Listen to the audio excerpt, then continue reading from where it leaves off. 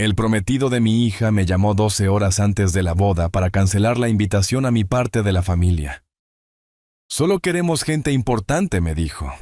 Yo simplemente respondí entiendo y colgué el teléfono. Él pensaba que estaba recortando la lista de invitados para su evento de networking perfecto. No se dio cuenta de que el hombre al que acababa de insultar era el único financiero y quien tenía todos los contratos en su poder. Si crees que el respeto se gana, no se compra, déjame saber desde dónde nos estás viendo en los comentarios de abajo. Y asegúrate de dar me gusta y suscribirte porque querrás escuchar cómo termina esto. Era viernes por la noche, 12 horas antes de que mi única hija Sofía caminara hacia el altar. Yo estaba sentado en mi oficina en casa, una habitación tranquila y ordenada, que había sido mi centro de mando durante el último año. En mi monitor, una hoja de cálculo brillaba cada línea. Era un testimonio del amor de un padre. El título decía gastos de la boda de Sofía. En la parte inferior en negrita estaba la cuenta final 150, $4.58. Al lado 2 palabras que trajeron una tranquila satisfacción a mi pecho, pagado en su totalidad. Cada depósito, cada proveedor hasta el último detalle, había sido meticulosamente planeado y liquidado. El lugar, el servicio de catering, las flores traídas desde Holanda, todo para ella.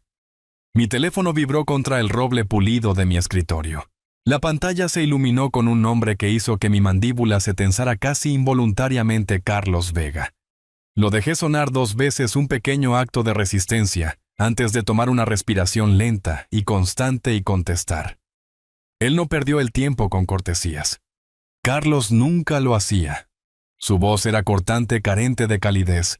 El tipo de voz que evalúa todo por su precio. José. Comenzó diciendo el nombre sonando menos como un saludo y más como un artículo en una lista de verificación. Hemos revisado la lista de invitados una última vez. Hay algunos ajustes. No dije nada. Me recosté en mi silla de cuero. El crujido familiar fue el único sonido en la habitación. Lo imaginé en su elegante y minimalista apartamento en el centro, probablemente caminando sobre una alfombra persa que costaba más que mi primer coche. No esperó una respuesta. Estamos cortando algunos de los elementos no esenciales. Continuó con su tono tan casual como si estuviera discutiendo recortar la grasa de un informe presupuestario. Y entonces empezó a enumerarlos los nombres. Cada uno aterrizó como un golpe físico. Los García, dijo, los vecinos de al lado, las personas que habían visto crecer a Sofía, que le habían enseñado a andar en bicicleta, mientras yo estaba en el trabajo, que nos habían traído comida durante una semana entera, después de que mi esposa Carmen falleciera. No están exactamente en nuestro círculo, ya sabes. Me quedé en silencio, mis nudillos poniéndose blancos, mientras agarraba el teléfono. Tu primo Roberto del Norte, continuó Carlos. Es un viaje un poco largo para que él venga a lo que será esencialmente un evento formal. Parece un gasto innecesario de su parte. El tío Roberto, que ya había volado esa mañana, que me había llamado desde su hotel hace una hora, con su voz retumbando de emoción por ver a su pequeña Sophie casarse. Y algunos de tus viejos amigos del trabajo, añadió con un gesto despectivo en su voz. Simplemente no veo la sinergia allí. Necesitamos el espacio para algunos de los socios principales de mi firma. ¿Entiendes? La línea se quedó en silencio por un momento. Estaba esperando que yo discutiera, que protestara. Podía sentir la sonrisa engreída en su rostro desde kilómetros de distancia. Todo lo que pude gestionar fue una sola pregunta serena. ¿Cuál es la razón, Carlos? Una risa suave y condescendiente llegó a través del auricular. Era el sonido de alguien que creía tener todas las cartas. Y luego entregó el golpe fatal final, las palabras que resonarían en el silencio de mi hogar por el resto de la noche. Decidimos simplificar las cosas. Solo queremos gente importante allí, José. Esta es una oportunidad de networking, no una reunión familiar. Su voz estaba cargada con una superioridad presumida que hizo que se me revolviera el estómago. Sofía entiende, añadió un último giro del cuchillo. Es por nuestro futuro. Y luego colgó. El tono de marcado era un zumbido sordo y persistente en mi oído. No lo llamé de vuelta. No tiré el teléfono. No grité ni maldije a la habitación vacía. Simplemente me senté allí inmóvil, el plástico frío del teléfono todavía presionado contra mi oído. El silencio que Carlos había dejado a su paso era más pesado, más profundo que cualquier ruido. Llenó la habitación, se filtró en las tablas del suelo y se asentó profundamente en mis huesos. Mi mirada se dirigió a la fotografía enmarcada en mi escritorio. Era de Carmen, mi difunta esposa, tomada en nuestro 25º aniversario. Su sonrisa era genuina, radiante, del tipo que podía iluminar una habitación. Habíamos estado en una playa con el viento atrapando su cabello y me había sentido como el hombre más afortunado del mundo. Cuando ella estaba enferma en esos últimos días tranquilos, le hice una promesa. Sostuve su mano frágil en la mía y susurré: «Cuidaré de nuestra niña. Le daré todo lo que se merece». Esta boda se suponía que sería el cumplimiento de esa promesa. Esos $150,000 no eran solo dinero. Era nuestro fondo de jubilación. Era el viaje por carretera que nunca hicimos, la pequeña cabaña junto al mar que soñamos comprar. Fueron años de horas extras, de ahorros cuidadosos, de sueños compartidos postergados y ahora reutilizados para la felicidad de nuestra hija. Era el último gran regalo de ambos. Lentamente giré mi silla para mirar la gran pizarra blanca en la pared opuesta.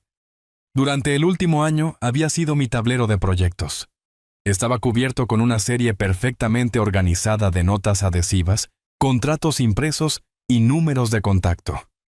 Una compleja red de logística, floristas, músicos, chefs, conductores.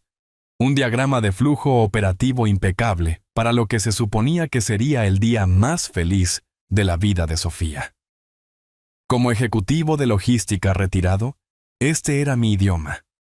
Entendía los puntos de presión de la cadena de suministro y las dependencias críticas. Sabía cómo construir un sistema complejo desde cero. Y sabía con absoluta certeza cómo desmantelar uno. El dolor en mi pecho, la herida viva y punzante de la falta de respeto de Carlos, comenzó a disminuir. Fue reemplazado por algo más. Una claridad fría y silenciosa. El tipo de enfoque que solía tener antes del lanzamiento de un producto importante, cuando un solo eslabón débil podía hacer que toda la operación se derrumbara. Carlos había cometido un error de cálculo crítico. Me había mirado y visto a un simple suegro envejecido, una chequera, un elemento no esencial. Había fallado en entender que en cualquier operación nunca jamás insultas a tu proveedor principal. Alcancé un marcador negro de borrado en seco. Mi mano estaba perfectamente firme. La expresión de dolor en mi rostro se desvaneció lentamente, reemplazada por una calma impenetrable y vacía. Mi silencio no era derrota. Era el momento en que se tomaba una decisión. Era el comienzo de un nuevo plan. Mi primera llamada no fue a mi hija. Una conversación con Sofía sería un campo minado de emoción, manipulación y lágrimas. No estaba listo para eso. Todavía no. Una operación requiere una cabeza despejada. Mi primera llamada tenía que ser táctica. Miré la pizarra blanca en la parte superior de la cadena de mando que había construido. El nombre estaba escrito con tinta negra y ordenada María Flores, coordinadora de eventos. Pero ella era mucho más que eso. Era la mejor amiga de Carmen. Mi aliada. Simplemente no sabía cuánto de aliada estaba a punto de convertirse. Marqué su número, mi pulgar flotando sobre la pantalla por un segundo antes de presionar. Era tarde, cerca de la medianoche, pero sabía que ella estaría despierta, probablemente funcionando con café y adrenalina, haciendo sus verificaciones finales. Contestó al segundo timbrazo, su voz una mezcla familiar de energía profesional y calidez genuina. José, quemando la lámpara de aceite, veo. No te preocupes, todo está perfecto. El florista confirmó la entrega temprano en la mañana, el servicio de catering tiene el recuento final, y el cuarteto de cuerdas tiene sus partituras. Estamos listos para un día hermoso. Su alegría era un marcado contraste con el silencio frío en mi oficina. Me tomé un momento dejando que sus palabras colgaran en el aire, una imagen de una boda que ya no existía en mi mente. María, comencé mi voz intencionalmente medida, despojada de la emoción cruda que se agitaba dentro de mí. Necesito aprovechar tu experiencia profesional por un momento. Tengo una pregunta logística puramente teórica. Hubo una pausa en el otro extremo de la línea. Casi podía escuchar los engranajes cambiando en su mente de planificadora de bodas a amiga curiosa. Teórica. José, a esta hora lo único teórico debería ser cuánto champán vamos a beber mañana. Pero adelante para ti, lo que sea. Esta era la parte crítica. Tenía que enmarcarlo correctamente para eliminarme de la ecuación y presentarlo como un rompecabezas, un problema de oferta y demanda. Imagina un evento de esta escala, dije, mis ojos escaneando la compleja red de proveedores en mi pizarra. Todos los proveedores están contratados. Todos los pagos han sido realizados por un solo cliente. Ahora, ¿qué sucede contractualmente si ese cliente necesita cambiar todo el tema y propósito del evento a última hora? Están los acuerdos ligados a la naturaleza específica de la ocasión. En este caso, una boda, o están ligados simplemente a la prestación de los servicios contratados. Espacio del lugar por un número determinado de horas. Una comida de 5 platos para 200 personas. 10 horas de actuación musical, y así sucesivamente. El silencio en su extremo fue más largo esta vez. Cuando finalmente habló, su energía profesional se había ido reemplazada por un tono cauteloso y conocedor. Bueno, técnicamente comenzó lentamente. Un contrato es por servicios prestados. Mientras no estés cancelando y los requisitos centrales sigan siendo los mismos, la fecha, la hora, la ubicación, el número de invitados, la mayoría de los proveedores serían complacientes. Un cambio de tema es solo un cambio en la decoración y los anuncios. Pero José dejó mi nombre colgar en el aire. Esto no es teórico, ¿verdad? Háblame. Faltan 12 horas para la ceremonia y suenas como si estuvieras planeando una fusión corporativa, no viendo a tu hija casarse. ¿Qué ha pasado? Su intuición, como siempre, era aguda. Había atravesado mi fachada profesional y visto la confusión debajo. Solté un suspiro lento, una liberación calculada de presión. No podía contarle todo, no todavía. La imagen completa todavía se estaba formando en mi mente, sus bordes crudos e indefinidos, pero tenía que darle algo. Es Carlos, dije, permitiendo que un toque de cansancio se colara en mi voz. Tiene algunas ideas de última hora sobre la lista de invitados, ideas drásticas. Drásticas como ella presionó su voz, perdiendo su suavidad y tomando un tono protector. ¿Qué hizo para...? Pensé en el tío Roberto en su habitación de hotel. Pensé en los García al lado. El insulto se sentía fresco, una herida abierta. Ha decidido que algunas personas no son lo suficientemente importantes para asistir. La explosión en el otro extremo de la línea fue inmediata, un estallido de furia indignada que yo mismo había estado reprimiendo. ¿El qué? Ese pequeño arrogante nacido en cuna de oro. ¿Quién se cree que es? Este es el día de Sofía. Es el día de tu familia. Él piensa que es su día. La corregí en voz baja. Una oportunidad de networking. Oh, le voy a dar una oportunidad de networking, siseó ella. José Castillo, no te atrevas a dejarme fuera. Me senté con Carmen en esa habitación del hospital durante semanas. Sostuve su mano y le hice una promesa. Le prometí que me aseguraría de que el día de la boda de Sofía fuera todo lo que ella soñó, y que siempre, siempre cuidaría de ustedes dos. Ahora, lo que sea que ese chico haya hecho, cualquier plan que esté comenzando a formarse detrás de esa voz tranquila tuya, dímelo. Una promesa es una promesa, y tengo la intención de cumplir la mía. Sus palabras tocaron una fibra profunda dentro de mí.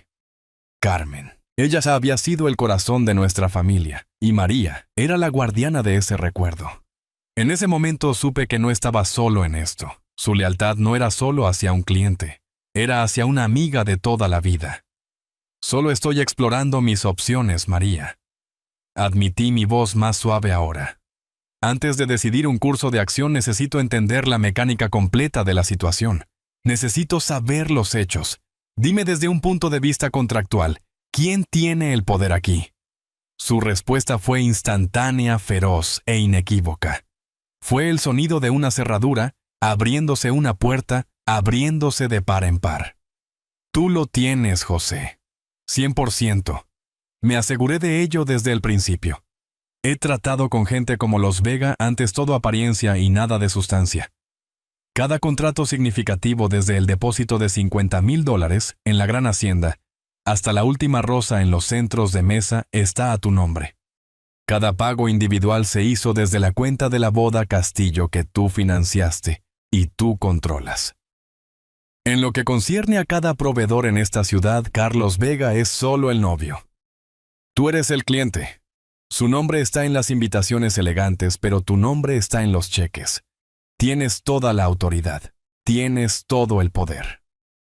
Punto final.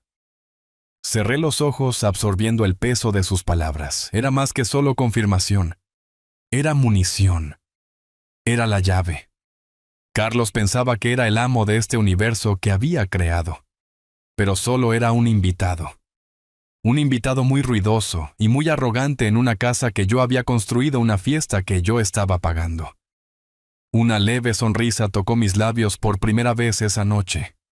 No era una sonrisa feliz, era la sonrisa de un estratega que acaba de encontrar la debilidad crítica de su oponente. Gracias, María, dije. Y la calidez en mi voz era real ahora. Eso es exactamente lo que necesitaba saber. Terminé la llamada, el silencio en la habitación ya no se sentía pesado y opresivo. Se sentía diferente ahora. Se sentía como potencial. Se sentía como la calma antes de la tormenta. Después de la llamada con María no me moví durante mucho tiempo. Simplemente me senté allí en la oscuridad invasora de mi oficina. La única luz provenía del brillo pálido e indiferente del monitor de la computadora. El poder que María había confirmado que yo tenía era algo pesado, una herramienta que no había pedido pero que ahora tenía que empuñar. Mi mente, ahora aguda y alerta, comenzó a trabajar de una manera que no lo había hecho en años. Comenzó a conectar eventos tirando de hilos olvidados hace mucho tiempo de la tela del año pasado. La llamada de Carlos no fue una tormenta repentina. Fue la llegada a tierra de un huracán que había estado ganando fuerza lejos en el mar. Las señales habían estado todas ahí. Yo simplemente me había negado a verlas. Mi mirada cayó sobre un pequeño estante de vinos en la esquina de la habitación. Y un recuerdo surgió tan claro, se sentía como si estuviera sucediendo justo en ese momento. Fue de una cena hace 6 meses, justo aquí en esta casa. Había estado tan orgulloso esa noche. Había cocinado la comida favorita de Carmen, una costilla estofada a fuego lento, y abrí una botella especial de Cabernet Sauvignon, de un pequeño viñedo en Napa, que Carmen y yo habíamos visitado en nuestro último aniversario. No era tremendamente caro, pero estaba lleno de significado. Serví una copa para Carlos explicando la historia detrás de él.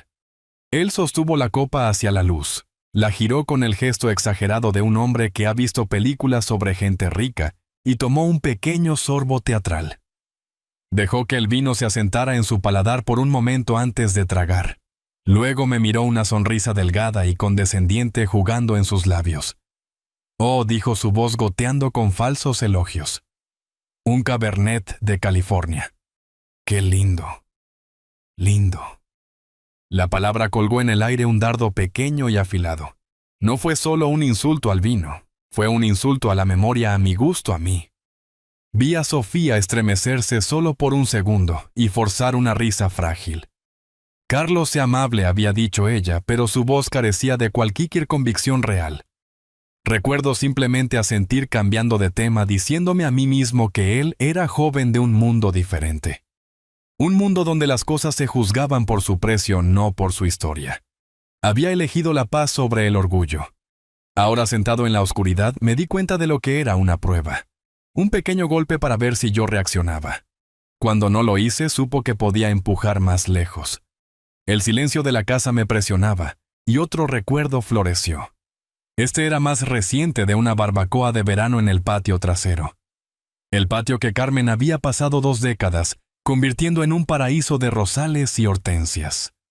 Los padres de Carlos estaban allí. Su madre, Cynthia Vega, una mujer que parecía permanentemente embalsamada en perfume caro, y desaprobación caminaba por el jardín con Sofía. Yo estaba en la parrilla volteando hamburguesas lo suficientemente cerca para escuchar. Cynthia puso una mano perfectamente manicurada en el brazo de mi hija. Querida, había dicho su voz lo suficientemente alta para que yo la escuchara claramente. Después de la boda simplemente debes convencer a tu padre de vender este pequeño lugar acogedor. Es un poco demasiado estrecho para el tipo de entretenimiento que tú y Carlos estarán haciendo. ¿No crees acogedor? Estrecho. Las palabras estaban envueltas en un tono sedoso, pero eran dagas. Esta casa, la que yo había construido con mis propias 2 manos con mi padre, el hogar donde había criado a mi hija y sostenido a mi esposa moribunda, estaba siendo descartada como inadecuada. Era el telón de fondo de toda mi vida, y ella estaba hablando de ello como un mueble viejo que necesitaba ser desechado. Recuerdo el humo de la parrilla picando mis ojos. O tal vez era otra cosa. Vi a Sofía mirarme un destello de vergüenza en sus ojos antes de apartar la mirada rápidamente. «Oh, no lo sé, señora Vega», había murmurado. «Es el hogar». Pero la protesta fue débil, fácilmente barrida por la risa despectiva de Cynthia.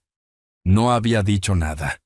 Solo seguí volteando las hamburguesas, el calor de los carbones, un pobre rival para la ira que ardía en mis entrañas. Me había dicho a mí mismo que estaba manteniendo la paz.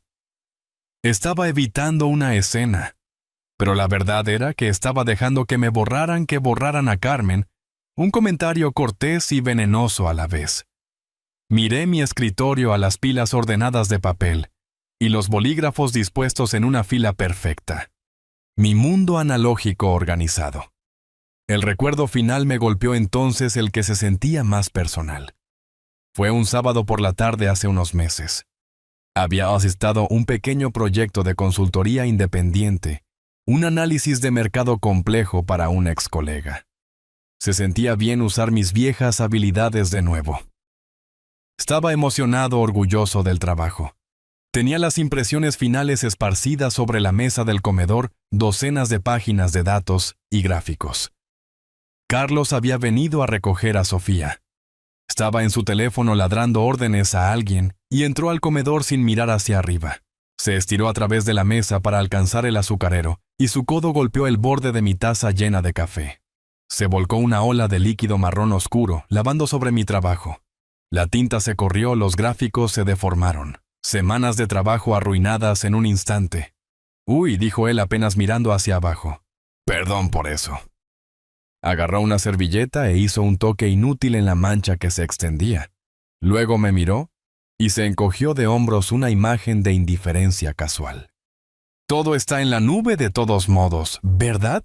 No solo había derramado mi café. Había descartado mi trabajo, mis métodos, toda mi experiencia de vida profesional como obsoleta.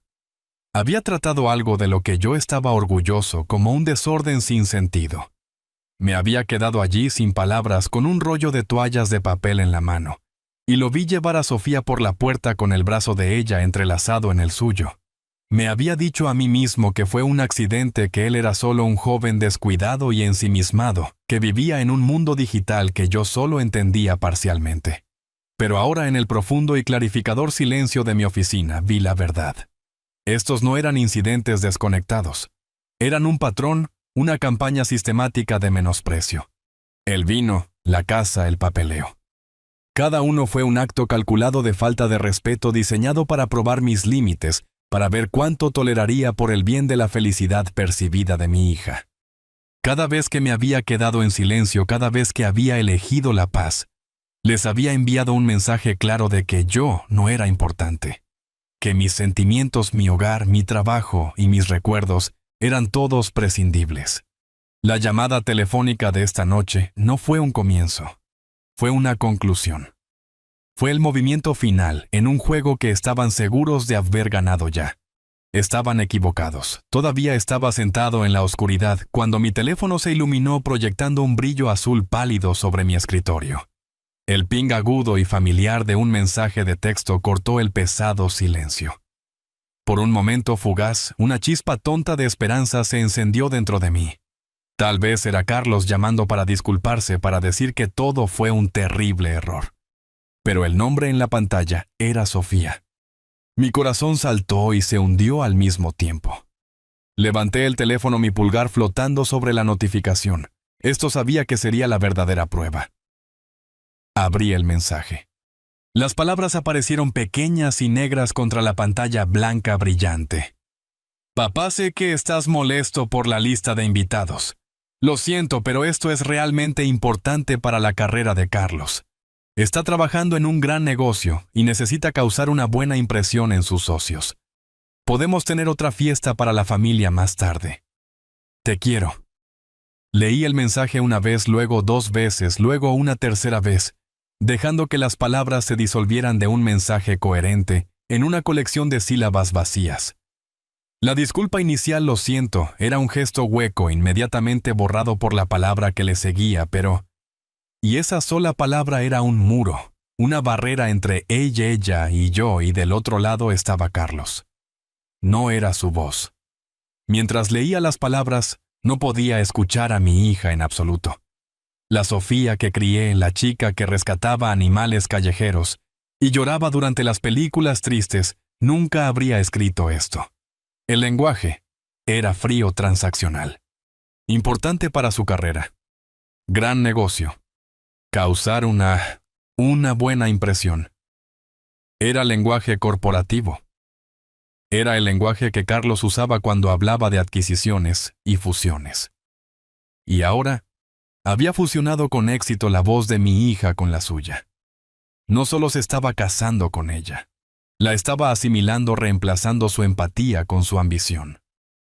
Y luego estaba la línea que realmente rompió algo dentro de mí. Podemos tener otra fiesta para la familia más tarde. La crueldad casual de ello era asombrosa. Era un premio de consolación, una celebración separada y menor para las personas consideradas indignas del evento principal. Lo imaginé al instante, una triste barbacoa pequeña en mi patio trasero estrecho, mientras Carlos y su gente importante chocaban copas de champán en un gran salón de baile que yo había pagado. No estábamos siendo incluidos. Estábamos siendo segregados. Mi familia, las personas que la habían amado incondicionalmente desde el día en que nació, estaban recibiendo las sobras de la mesa. La sugerencia no era un compromiso. Era un insulto profundo, una clara declaración de nuestro valor disminuido en su nueva vida brillante. Las 3 palabras finales, te quiero, fueron las más dolorosas de todas. Se sentían pegadas como una cortesía hueca al final de un memorando de negocios diseñado para suavizar un maltrato. El amor no era una negociación, no era una herramienta para gestionar la decepción. Se suponía que era la única cosa que era real. La única cosa que no se podía comprar ni vender, ni simplificar para fines de networking. Y aquí estaba siendo utilizado como un vendaje, en una herida que había ayudado a crear. El mensaje no era de una hija a un padre. Era de una nueva subsidiaria de propiedad total de Inversiones Vanguardia, intentando aplacar a un inversor descontento pero necesario. Dejé el teléfono sobre el escritorio con la pantalla hacia abajo. La débil esperanza que había sentido hace solo unos momentos se había ido reemplazada por una certeza fría y dura. Esto ya no se trataba de mi orgullo herido. La falta de respeto, los insultos, la condescendencia podría habérmelo tragado todo por su felicidad.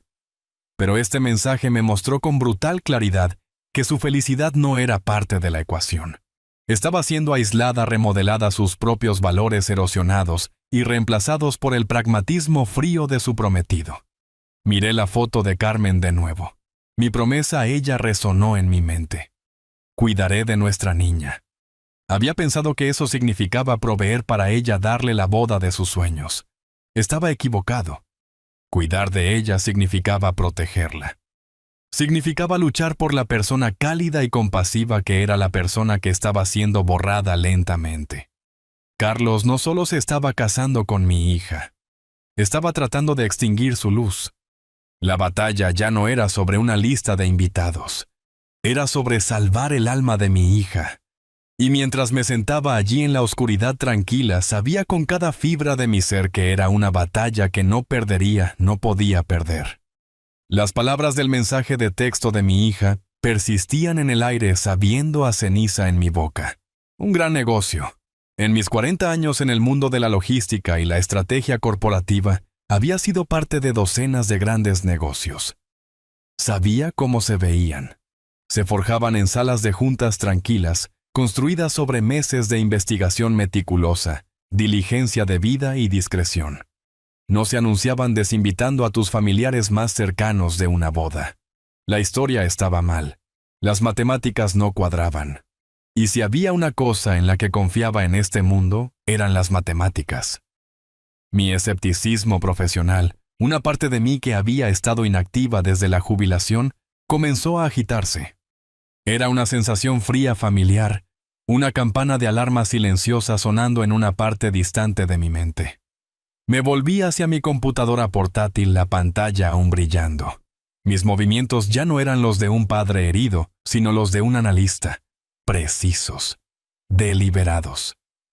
No estaba haciendo nada ilegal, nada deshonesto. Simplemente estaba activando una red que había pasado toda una vida construyendo una red basada en el respeto mutuo y favores debidos. Iba a hacer algunas llamadas. Mi primera llamada fue a Tomás Finnegan en Nueva York. Habíamos comenzado en la misma sala de correo hace 40 años y habíamos seguido siendo amigos mientras subíamos nuestras respectivas escaleras corporativas. Ahora era vicepresidente senior en una importante firma financiera. Contestó al tercer timbrazo su voz tan ronca y amigable como siempre. José Castillo retumbó. ¿A qué debo el honor? No me digas que finalmente estás cobrando ese favor para un viaje de golf. Gestioné una pequeña risa. Hoy no, Tomás. Hoy solo necesito un poco de información. Tengo una pregunta rápida para ti. ¿Conoces a un tipo llamado Carlos Vega? Es un socio junior en un fondo de capital privado, Inversiones Vanguardia. Escuché el sonido de Tomás escribiendo en su teclado. Vega murmuró. Sí, el nombre me suena. Un tipo joven elegante hace mucho ruido. Cree que es la próxima gran cosa. ¿Por qué preguntas por él? José se casa con mi hija mañana. Dije las palabras sintiéndose extrañas y ajenas en mi lengua. Le dijo que está en medio de un gran negocio y es por eso que ha estado bajo algo de estrés. Tomás se quedó callado por un momento. El sonido de su escritura se detuvo. Un gran negocio, dijo su voz ahora cargada de precaución. José, eso no es lo que estoy escuchando. De hecho, el rumor en la calle es que Vanguardia sufrió una pérdida colosal hace unos meses. Una grande. Apostaron todo a una empresa de criptomonedas que implosionó por completo. Mucha gente quedó en la ruina. El nombre de Vega estaba por todas partes. No llamaría a eso un gran negocio a menos que estés hablando del tamaño del agujero que dejó en los bolsillos de sus inversores. Un nudo frío se formó en la boca de mi estómago. Esto era peor de lo que pensaba. Gracias, Tomás, dije con mi voz firme. Aprecio la información. Ten cuidado. José dijo antes de colgar. Donde hay tanto humo generalmente hay fuego. La primera grieta en la fachada había aparecido, pero necesitaba más que rumores. Necesitaba certeza. Mi siguiente llamada fue a Marcos Dawson, un analista brillante al que había asesorado justo al salir de la universidad. Había visto su potencial, y él nunca lo había olvidado. Ahora dirigía su propia consultoría de evaluación de riesgos. Me debía su carrera, y ambos lo sabíamos. Cuando contestó, no perdí tiempo con cortesías. Marcos, soy José. Necesito tu ayuda y necesitas ser completamente discreto. Cualquier cosa por ti, José. Lo sabes. ¿Qué está pasando? Necesito saber la verdadera situación financiera de un hombre, llamado Carlos Vega en Inversiones Vanguardia. No busco rumores, necesito los hechos. Deuda, activos, pasivos.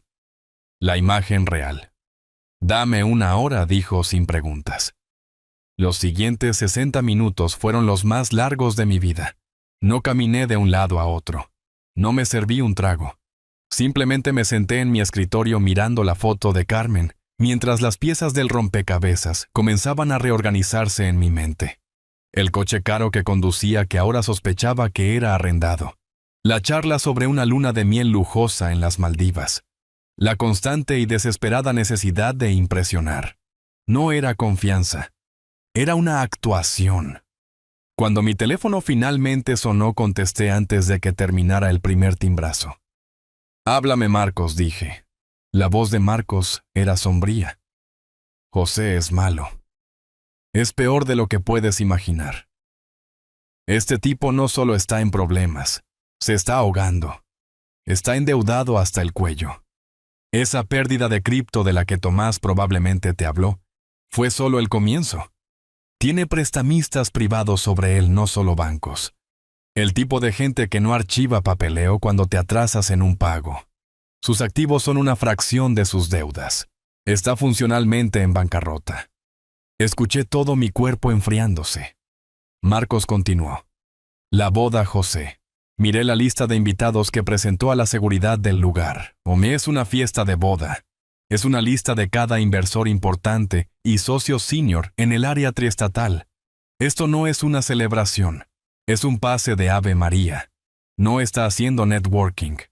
Está tratando desesperadamente de recaudar fondos para salir de un agujero o encontrar un nuevo trabajo antes de que todo el mundo se entere.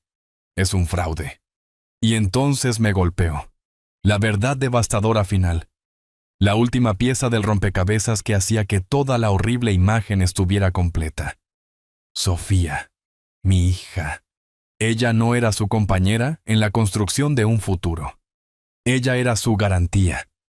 Ella era la carnada hermosa, respetable y educada en la Ivy League, en su elaborada trampa.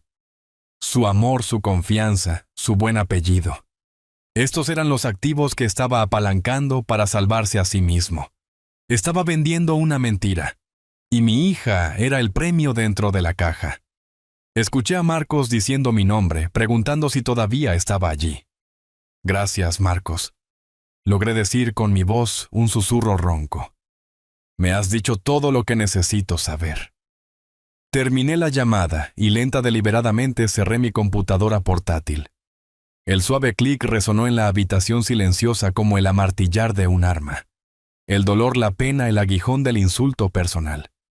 Todo se desvaneció quemado en un destello de claridad candente. Lo que quedó fue algo puro, frío y duro como un diamante. Mi rostro, en el reflejo de la pantalla oscura, era una máscara desprovista de toda emoción.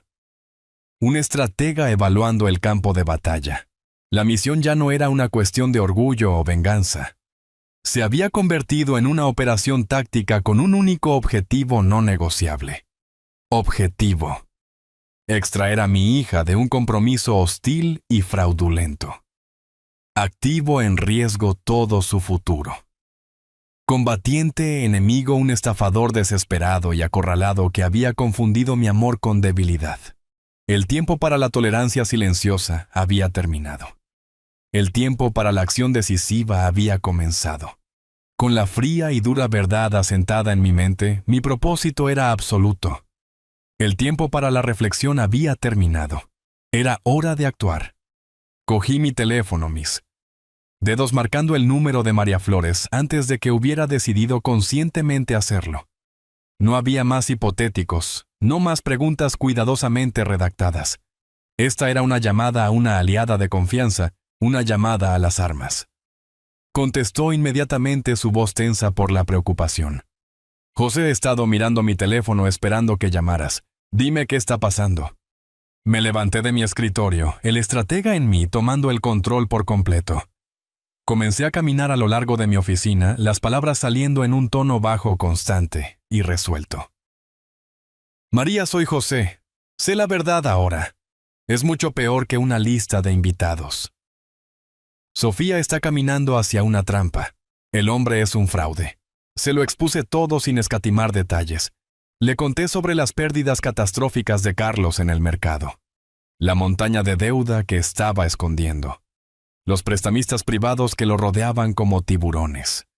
Expliqué que la boda, este gran asunto costoso, no era más que un intento desesperado de último minuto para encontrar un salvavidas financiero, Una actuación diseñada para atraer a un salvador antes de que su mundo colapsara. Le dije que mi hija no era su socia, ella era su garantía. En el otro extremo de la línea, María estaba en silencio. Podía escuchar su respiración, una inhalación aguda de aire, mientras la imagen completa y fea se enfocaba. Su silencio no era de shock, sino de rabia hirviendo.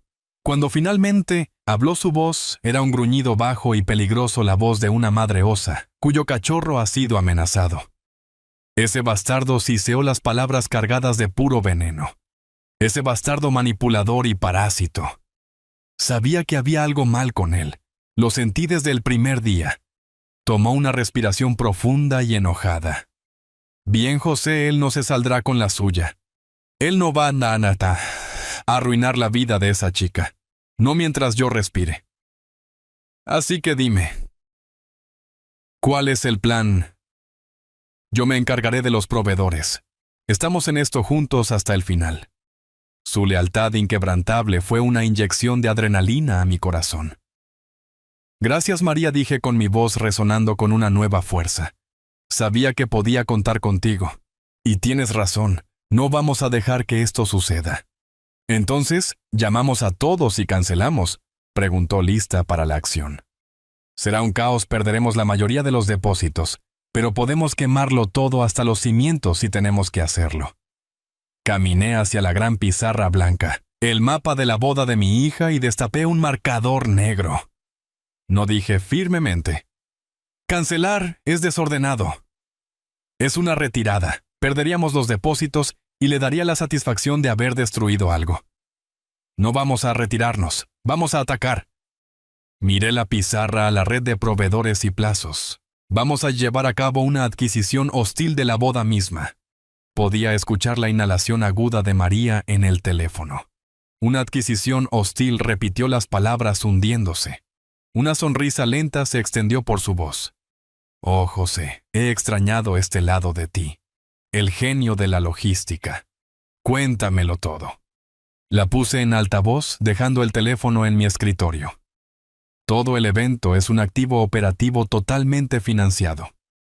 Comencé mi marcador comenzando a moverse a través de la pizarra. Todos los sistemas están listos. El lugar está asegurado. El catering está pagado. El personal está contratado. La orquesta está reservada. Carlos cree que es el CEO de este evento, pero ha olvidado la regla más importante de los negocios. El que paga las facturas es el dueño de la empresa. Dibujé una gran X a través de las palabras boda de Sofía y Carlos en la parte superior de la pizarra. Él quiere un evento de networking exclusivo y de alto poder. Le daremos uno, pero no será suyo. ¿Cuál es la nueva marca?, preguntó María con su voz eléctrica de anticipación. Pensé en Carmen, en su amor por el arte, por la música, por traer luz al mundo. Vamos a convertirlo en una gala benéfica inaugural, declaré escribiendo el nuevo título en letras negritas para una nueva fundación que estoy estableciendo esta noche, la Fundación Carmen Castillo para programas de arte infantil. María jadeó. José, eso, es perfecto. Es hermoso. Y es a prueba de balas. Nadie puede discutir con eso. Nadie puede darle un giro negativo.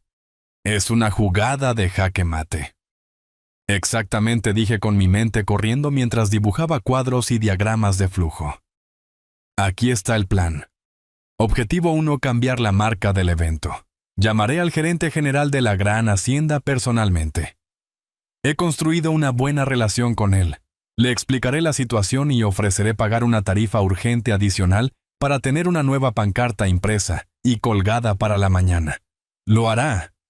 Lo hará si sabe lo que le conviene, coincidió María. ¿Qué sigue? Objetivo 2.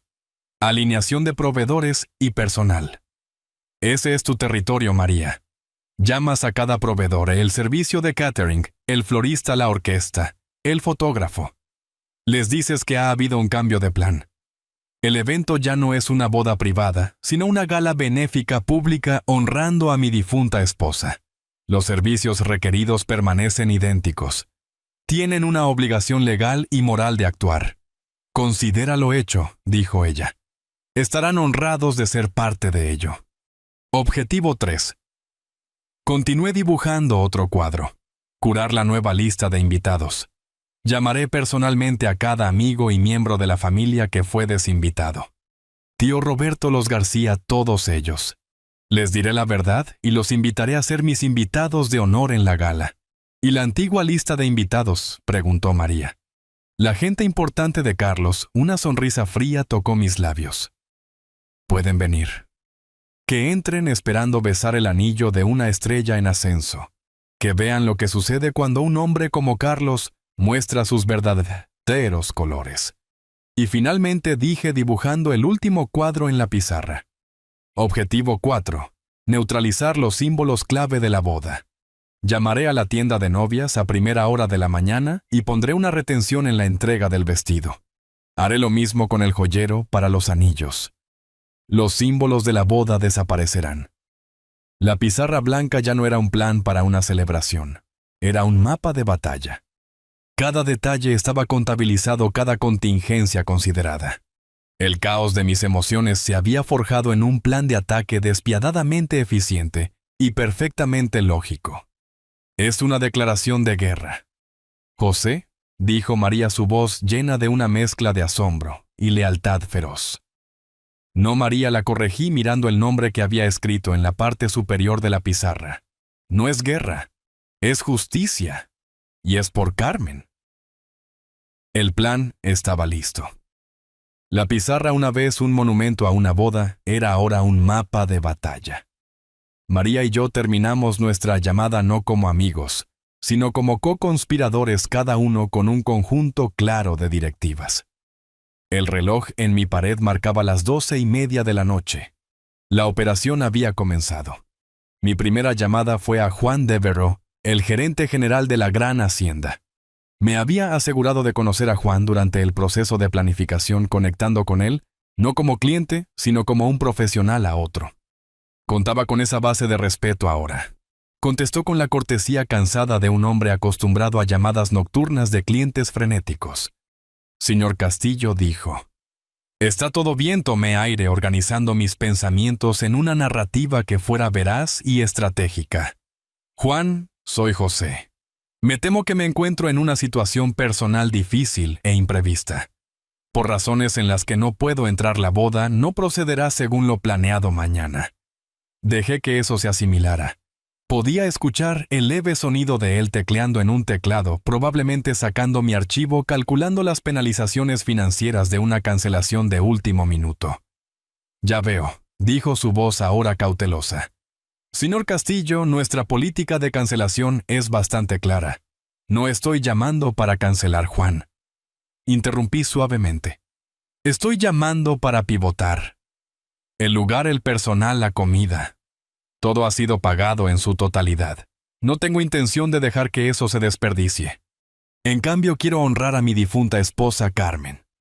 Estoy estableciendo formalmente una fundación benéfica en su nombre, la Fundación Carmen Castillo para programas de arte infantil. Y quiero pedir su ayuda para transformar el evento de mañana en la gala benéfica inaugural de la fundación. El tecleo se detuvo. Hubo un largo silencio en el otro extremo de la línea. No le había presentado un problema, sino una oportunidad. Una oportunidad de ser parte de algo noble, en lugar de las secuelas desordenadas de un compromiso roto. Una gala benéfica, dijo finalmente, la sorpresa evidente en su voz. Para su difunta esposa mañana. Sí, confirmé. La lista de invitados cambiará, el propósito cambiará, pero los servicios requeridos de usted y su personal permanecen idénticos. De hecho, me gustaría ofrecer una tarifa discrecional adicional de $5,000 para ser distribuida entre su personal, por su flexibilidad para ayudarnos a hacer esta transición sin problemas. Todo lo que necesito de usted es una nueva pancarta para la entrada, un anuncio a su equipo sobre el cambio de tema. No dudó. El hombre que había evaluado como una persona de carácter demostró que tenía razón. Señor Castillo, dijo. Juan, su voz ahora llena de una calidez y respeto que era completamente nueva. Por favor, guarde su dinero. Sería nuestro absoluto honor organizar la primera gala para la Fundación Carmen Castillo. Dígame qué necesita y mi equipo lo hará realidad. Nos encargaremos de todo. Mientras colgaba el teléfono, la primera ficha de dominó había caído. Mientras yo aseguraba el campo de batalla, María estaba movilizando a las tropas. Ella era una leyenda en la comunidad de planificación de eventos de la ciudad. Una mujer que podía conseguir que se entregaran 100 orquídeas raras en una tormenta con una sola llamada telefónica. Su reputación era su arma, y la empuñaba con precisión quirúrgica. Podía imaginarla en su propia oficina, un torbellino de energía enfocada trabajando en su lista. Llamó primero al servicio de catering. Pierre, su voz, sería una mezcla de encanto y mando. Es María. Un maravilloso cambio de planes para el evento Castillo. Nos volvemos filantrópicos. Sí, el menú de 5 platos es perfecto. Las vieiras a la sartén serán un punto culminante. Solo prepárate para algunos discursos sinceros. Es por una causa hermosa. Siguiente, el florista. Sara querida, todos esos miles de rosas blancas. Ya no son para una boda. Son para un tributo. Un tributo a una mujer increíble llamada Carmen Castillo. Necesito que hagas tu magia. Puedes incorporar algunas de sus flores favoritas, lirios blancos, en los arreglos del salón principal. La familia estaría profundamente conmovida. Por supuesto que Sara lo haría. Se movió hacia abajo en la lista. Al líder de la orquesta se le dijo que su música ahora sería el telón de fondo para una elegante recaudación de fondos, no un primer baile. Al fotógrafo se le instruyó centrarse en momentos cándidos de generosidad, no poses de boda escenificadas. Con cada llamada, María no solo estaba transmitiendo nuevas instrucciones, estaba tejiendo una nueva historia. Una historia de una familia digna, convirtiendo un momento de dificultad privada en un acto de bien público. Nadie dijo que no. De hecho, la mayoría se conmovió. El servicio de catering ofreció agregar un plato de postre complementario. El florista prometió contribuir con los lirios sin costo adicional. Ya no eran solo proveedores, eran participantes. La segunda ficha de dominó había caído. Ahora era mi turno para la parte más importante del plan. Era hora de revertir el insulto. Era hora de llamar a las personas que realmente importaban. Comencé con mi primo Roberto del Norte. El hombre que había volado a través del país. El hombre que Carlos había descartado como un gasto innecesario. Tío Roberto, dije cuando contestó con mi voz espesa por una emoción que no tuve que fingir. Soy José. Lamento tanto llamarte tan tarde. José, ¿qué pasa, hijo? ¿Está todo bien con Sophie? Preguntó con su voz llena de preocupación genuina. Las cosas han cambiado. Tío Roberto, dije eligiendo mis palabras cuidadosamente. La boda. No va a suceder. Oh Dios, suspiró. ¿Qué puedo hacer? Estoy aquí. Lo que necesites. Su apoyo incondicional inmediato casi me rompió. Por eso estoy llamando, dije con mi voz estabilizándose. No estoy cancelando el evento. Lo estoy cambiando. Lo estoy convirtiendo en una celebración para lanzar una nueva fundación en memoria de Carmen. Y bueno, no sería una celebración sin ti. No estaría bien sin las personas que amamos. Eres una de las personas más importantes en nuestras vidas, Roberto, y te necesito allí mañana. Tu presencia significaría el mundo para mí. Usé la palabra de Carlos importante. La dejé colgar en el aire imbuida ahora con su verdadero significado. Escuché un sollozo ahogado en el otro extremo de la línea. José dijo con su voz quebrándose. No me lo perdería por nada del mundo. Uno por uno hice las llamadas. Llamé a los García de al lado y les dije que necesitaba a mis vecinos conmigo. Llamé a mis viejos amigos del trabajo y les dije que su amistad era la base de mi vida. Con cada llamada estaba deshaciendo el daño que Carlos había hecho reconstruyendo la comunidad que él había tratado de destruir. No hubo vacilación, solo lágrimas y amor y promesas de estar allí. La tercera y más importante ficha de dominó había caído. Los movimientos finales fueron tácticos, fríos y diseñados para desarmar al enemigo por completo. Mis últimas 2 llamadas se hicieron justo antes del amanecer. La primera fue a la exclusiva boutique de novias en la ciudad. Una voz crujiente y profesional contestó. Este es José Castillo. dije con mi tono cambiando al del ejecutivo sensato que alguna vez fui. Soy el padre de Sofía Castillo. Llamo con respecto al pedido número 74B para un vestido de novia. Parece haber una discrepancia significativa con la autorización de pago final en mi tarjeta American Express.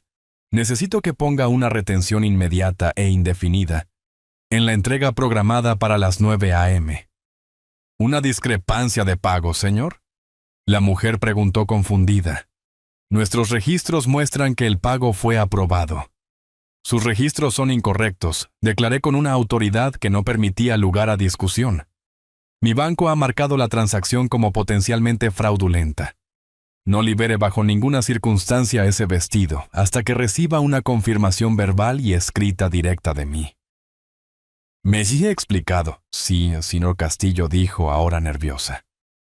Por supuesto lo retendré inmediatamente. Hice lo mismo con el joyero, citando un problema fabricado similar con el pago de los anillos de boda. Los dos símbolos más poderosos de la boda, el vestido y los anillos, ahora habían sido neutralizados. Estaban encerrados inaccesibles. La cuarta y última ficha de dominó había caído. Colgué el teléfono y miré mi pizarra. La lista de tareas, una vez desalentadora, ahora tenía una marca de verificación junto a cada elemento. Afuera la primera luz pálida del amanecer comenzaba a romperse en el cielo. La noche había terminado.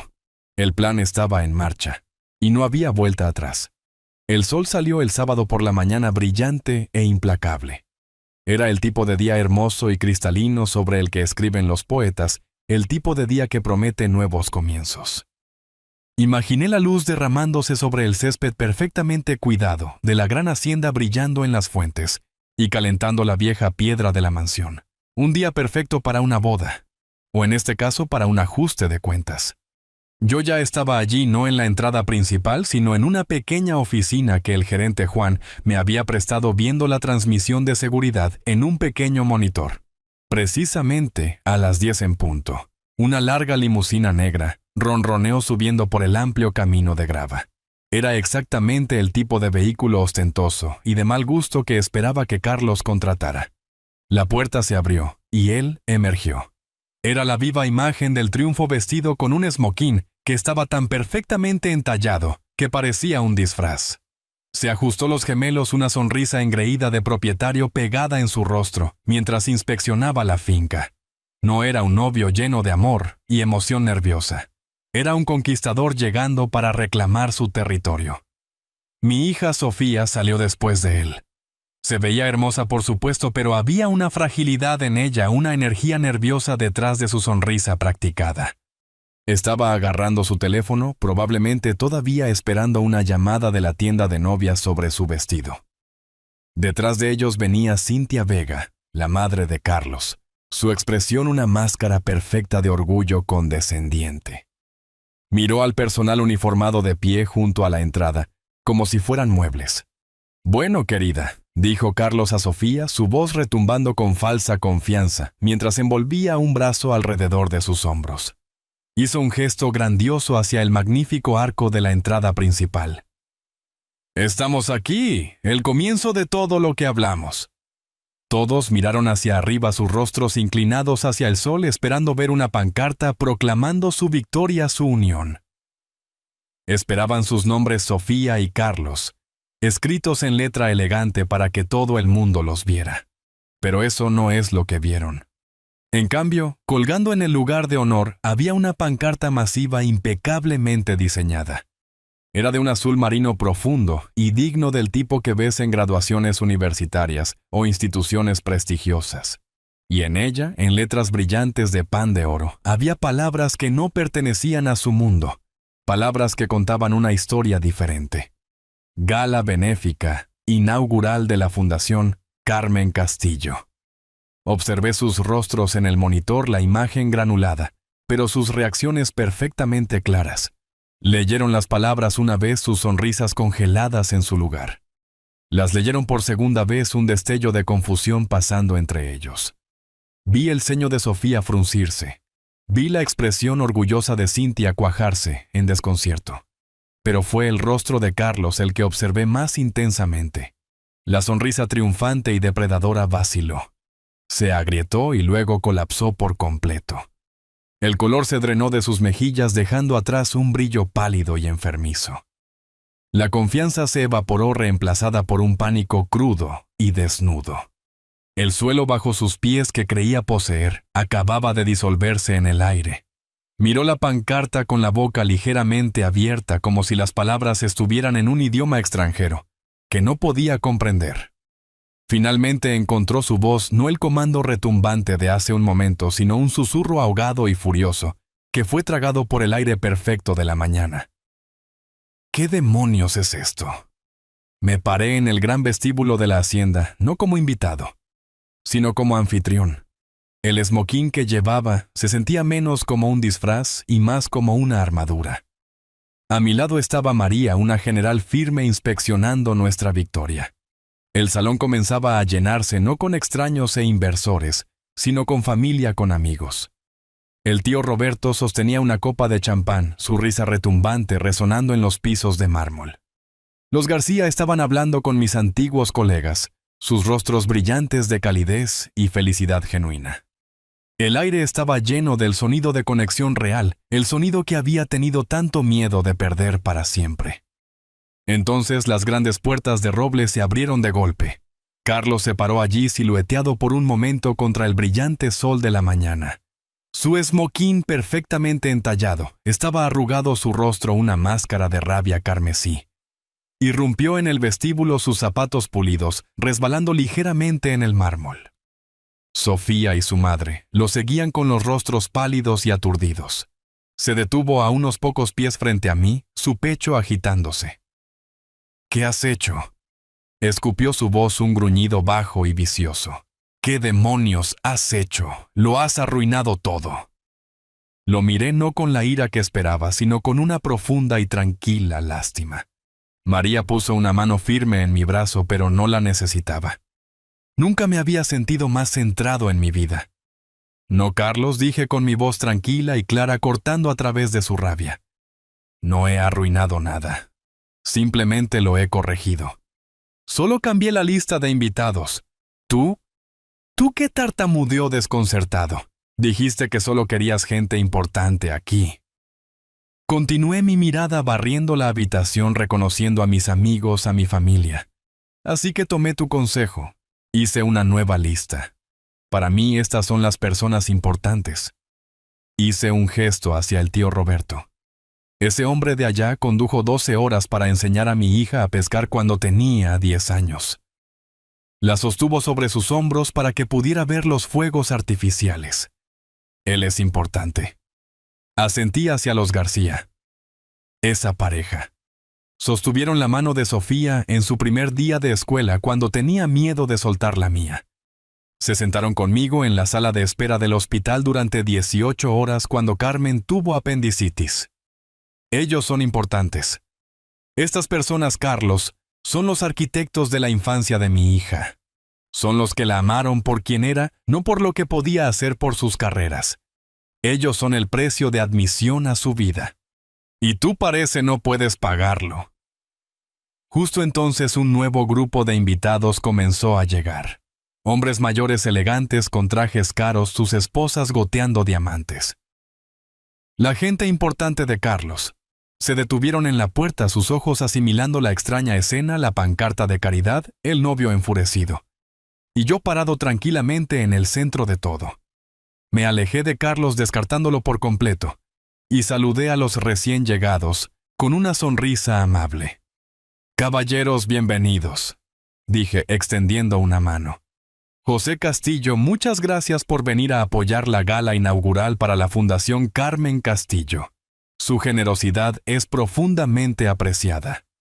Miraron de mí al balbuceante y rojo Carlos, y de vuelta otra vez. La confusión luchaba con la precaución profesional en sus rostros. Eran hombres que entendían el poder, y en ese momento estaba claro quién lo tenía. Me volví hacia mi hija. Sofía estaba parada congelada con los ojos muy abiertos por el shock, y una comprensión naciente y horrible. Di un paso hacia ella, sacando una carpeta delgada del bolsillo interior de mi chaqueta. No se la tiré. Se la ofrecí gentilmente. Sofía, dije suavemente, mi voz para ella y solo para ella. Antes de tomar cualquier decisión, hoy mereces saber la verdad. Ella tomó la carpeta a sus manos temblando. Dentro estaban las impresiones que Marcos me había enviado, una contabilidad simple y brutal de la ruina financiera de Carlos. Pagué por una celebración, cariño, susurré. No por un rescate empresarial. Uno de los inversores potenciales de Carlos, un hombre con ojos fríos y calculadores, se había acercado. Escuchó mis palabras, y su mirada se agudizó sobre Carlos, no con ira, sino con el desprecio tranquilo y final de un depredador que acaba de ver una presa fatalmente herida.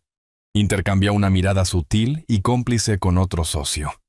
En ese intercambio silencioso y profesional, la carrera de Carlos, todo su futuro construido sobre mentiras, fue ejecutado. Murió no con una explosión, sino con un giro tranquilo y colectivo de espaldas. Cintia Vega comenzó a chillar algo sobre abogados y demandas, pero su voz era solo un ruido patético e irrelevante en el gran salón. Miré a mi hija. Sus ojos estaban fijos en los papeles, lágrimas corriendo por su rostro, lavando lo último de la ilusión. El vestido todavía está en la tienda, Sofía. Dije con mi voz suave de nuevo. Los anillos están en la caja fuerte. Todos te están esperando. Puedes irte de aquí con él y comenzar tu nueva vida. O puedes quedarte aquí con tu verdadera familia, las personas que realmente te aman, y ayudarme a construir un hermoso legado en nombre de tu madre. La elección es tuya. Por un largo momento ella no se movió. Solo miró la prueba de la traición de Carlos en sus manos. Luego dejó caer la carpeta al suelo. Los papeles se esparcieron alrededor de los zapatos caros de Carlos, como hojas caídas. Ella lo miró, realmente lo miró, y lo vio por primera vez un hombre desesperado y vacío. Luego me miró a mí, y volvió a casa. Dio un paso, luego otro, y luego estaba en mis brazos, su cuerpo temblando con sollozos, aferrándose a mí, como si fuera una niña pequeña de nuevo. La abracé fuerte, mis propios ojos ardiendo con lágrimas, y supe que había cumplido mi promesa a Carmen. El resto del día no fue lo que nadie había planeado, pero fue perfecto. La gala fue un éxito rotundo. Carlos y su madre desaparecieron tragados por la vergüenza de su propia creación. El salón, que estaba destinado a ser un escenario para la ambición corporativa, estaba en cambio lleno de risas y conversaciones sinceras. Estaba lleno de amor. Observé a Sofía durante la mayor parte de la tarde. Después de que las lágrimas pasaron, algo nuevo emergió en ella. Una ligereza, una fuerza que no había visto en años. La pesada carga de las expectativas de Carlos se había levantado, y mi hija, mi verdadera hija, había regresado. Estábamos parados uno al lado del otro en una pequeña mesa repartiendo folletos sobre la misión de la nueva fundación. Ella estaba hablando con una niña pequeña de un hogar infantil local, su rostro animado y lleno de una calidez genuina que había faltado durante tanto tiempo. Me sorprendió mirándola y sonrió con una sonrisa real y no practicada que llegó a sus ojos. A mamá le hubiera encantado esto, dijo suavemente. Ella habría estado tan orgullosa de ti esta noche, respondí con mi voz espesa de emoción. Ella extendió la mano y apretó la mía. Ella habría estado orgullosa de nosotros, me corrigió gentilmente. Y en ese momento entendí. Los $150,000 no se perdieron. No se habían gastado en una boda en absoluto. Había sido una inversión. Fue el precio que tuve que pagar para comprar de nuevo el futuro de mi hija, para rescatarla de una vida de vacío calculado. Fue el capital inicial para un nuevo legado construido no sobre impresionar a gente importante, sino sobre hacer una diferencia en las vidas de los demás.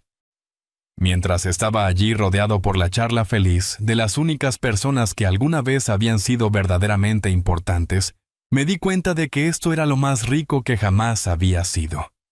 Esta historia enseña una lección profunda sobre la naturaleza del respeto y el poder de la acción silenciosa. Muestra que tolerar actos pequeños y consistentes de falta de respeto por el bien de la paz a menudo invita a un insulto más grande y devastador. El viaje de José demuestra que nuestra verdadera fuerza no radica en confrontaciones enojadas, sino en aprovechar con calma nuestras habilidades y recursos únicos para reclamar el control. Al transformar un acto de profunda arrogancia en un legado duradero de generosidad, él demuestra que la respuesta definitiva a ser devaluado es crear algo de valor innegable y positivo en el mundo. Comparte tus pensamientos sobre el plan maestro de José en los comentarios de abajo y no olvides dar me gusta y suscribirte para más historias de justicia.